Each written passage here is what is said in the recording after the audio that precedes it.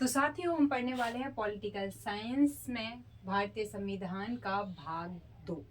इससे पहले की वीडियोस में हम भाग 1 पढ़ चुके हैं। अब बात करते हैं कि आज हम क्या पढ़ने वाले हैं। आज हम पढ़ेंगे भाग 2 में जो नागरिकता है। भाग 2 का नाम है नागरिकता। तो नागरिकता क्या होती है, सबसे पहले हम ये पढ़ेंगे।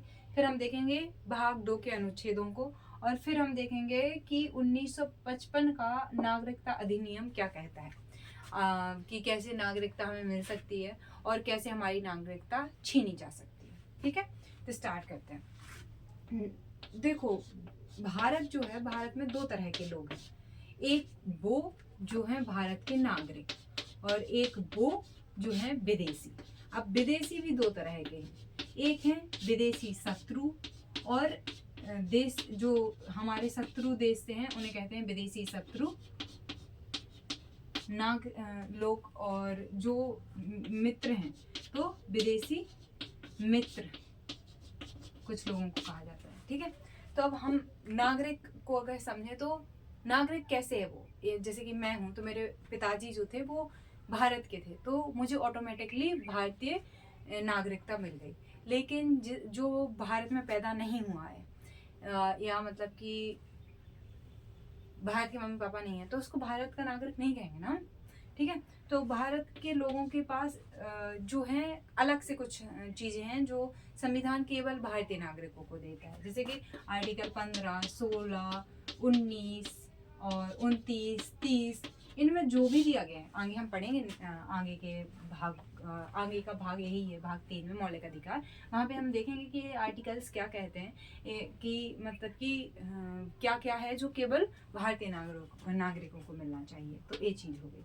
तो नागरिकता आई होप की समझ में आ गई होगी। अब हमने जो नागरिकता है, ये ली कहाँ से है, क्योंकि नागरिकता 2 तरह की होती है। एकल नागरिकता जैसे कि भारत में है। ठीक है, अब भारत का संविधान जो बना उसने किसी से देख के तो ली होगी, तो हमारी एकल नागरिकता का स्रोत जो है वो कनाडा है। ठीक है, अब दोहरी नागरिकता भी होती है। तो दोहरी नागरिकता कहाँ पे है, ये यूएसए में है। यानी कि अगर तुम कैलिफोर्निया राज्य में हो तो तुम्हें एक कैलिफोर्निया की नागरिकता लेनी होगी और दूसरा यूएसए की नागरिकता लेनी होगी। तो दोहरी नागरिकता का कॉन्सेप्ट भी चलता है, नागरिकता। ठीक है, अब ये समझ लिया हमने। अब हमें क्या समझना और जरूरी है, हाँ, तो हमने स्रोत समझ लिया, नागरिकता समझ ली कि किस किस तरीके की होती है। अब हम अनुच्छेदों की बात कर लेते हैं। ठीक है, इसको मैं साफ कर देती हूँ।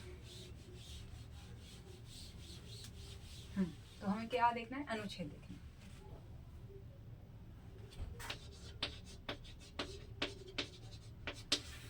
बहुत गर्मी है, बहुत ज्यादा। फैन भी ऑन नहीं कर सकते थे क्योंकि आवाज आएगी, और अभी माइक भी नहीं है।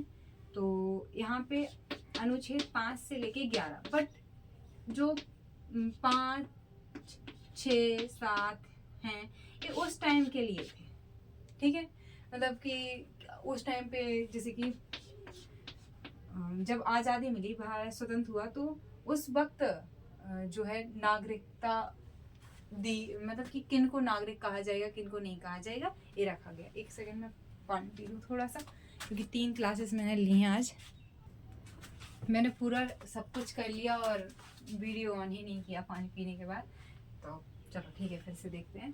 तो आर्टिकल 5 जो है वो कहता है, संविधान लागू हुआ जब 1950 में, उस समय नागरिकता का क्या वो था। तो संविधान लागू होने के समय नागरिकता। आर्टिकल 6 जो कहता है, पाकिस्तान से प्रव्रजित करने वालों की नागरिकता, वहां से आने वालों की नागरिकता। पाकिस्तान से प्रव्रजित लोगों की नागरिकता के अधिकार की चर्चा की गई है आर्टिकल 7 में। कोई जरूरत नहीं है इनकी वैसे। ठीक है, अब ये जरूरी है कि भारत से बाहर निवास कर रहे भारतीय मूल के जो लोग हैं, उनकी नागरिकता के संबंध में जो भी प्रावधान किए गए हैं वो आर्टिकल 8 में किए गए हैं।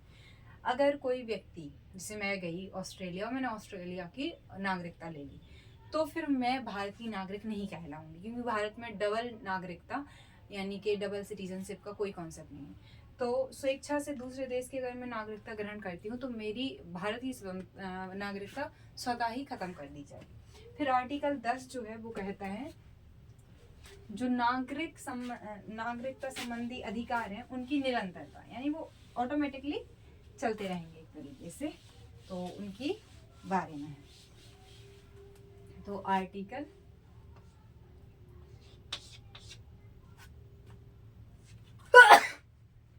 डस्ट है ना। तो क्या कह रही थी मैं, हाँ, नागरिकता की निरंतरता के लिए जो प्रावधान है। फिर आर्टिकल 11 जो कहता है कि संसद जो है वो नागरिकता पे कानून बनाएगी, ठीक है। ऐसा नहीं है कि राज्य को बनाने होंगे, तो नागरिकता संबंधी कानून बनाने का अधिकार। अब इसी संसद ने इसी का यूज करके 1955 में नागरिकता के लिए 1955 का नागरिकता अधिनियम लाया था, ठीक है। इसमें बताया गया है कि नागरिकता ग्रहण कैसे की जा सकती है, यानी कि अर्जन कैसे किया जा सकता है। तो अर्जन किया जा सकता है कि या तो जन्म हुआ हो, या हमारा वंश भारतीय हो, या पंजीकरण के द्वारा, ठीक है, पंजीकरण के द्वारा, या प्राकृतिक तरीके से, या क्षेत्र विलय हो जाए, और असम समझौते के द्वारा। बर्खास्त कैसे हो जाएगी नागरिकता, यानी कि हट कैसे जाएगी, बर्खास्त कैसे हो जाएगी। तो हटाने का प्रावधान भी इसमें है। तो हटाने के लिए एक तो ये है कि तुम स्वेच्छा से दूसरी देश की नागरिकता ग्रहण कर लो तो तुम भारत के नागरिक नहीं रहोगे। लेकिन और भी हैं, अगर तुमने बर्खास्त भी किया जा सकता है, बर्खास्त किया जा सकता है, लेकिन युद्ध के टाइम पे एक को बर्खास्त करने पे ध्यान देंगे क्या। लेकिन बर्खास्त कब किया जा सकता है ये बता देती हूँ, ठीक है। मान लो किसी ने नागरिकता ली प्राकृतिक नियम या पंजीकरण के द्वारा।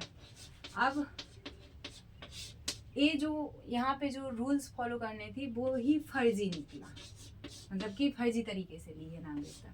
या समझ लो कि युद्ध में दूसरे देश का साथ दे दिया, या समझ लो संविधान का अनादर कर दिया, या फिर क्या कर दिया कि तुम 5 साल रहे भारत में संविधान नागरिकता ग्रहण करने के बाद, उसमें से 5 में से 2 साल तुम कहाँ पे रह रहे हो, जेल में रह रहे हो, या फिर तुम 7 साल से ज़्यादा देश से बाहर रहे तो तुम्हें बर्खास्त कर दिया जाएगा भारत की नागरिकता से। आई बात समझ।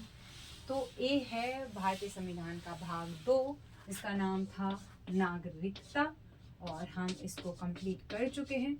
इससे पहले की वीडियोस में हमने संविधान के भाग और अनुसूचियाँ, प्रस्तावना, फिर भारतीय संविधान का भाग 1, अब भाग 2। नेक्स्ट वीडियो में हम भाग 3 करेंगे, और भाग 3 को हम 2 से 3 वीडियोस तो लगेंगे, है ना।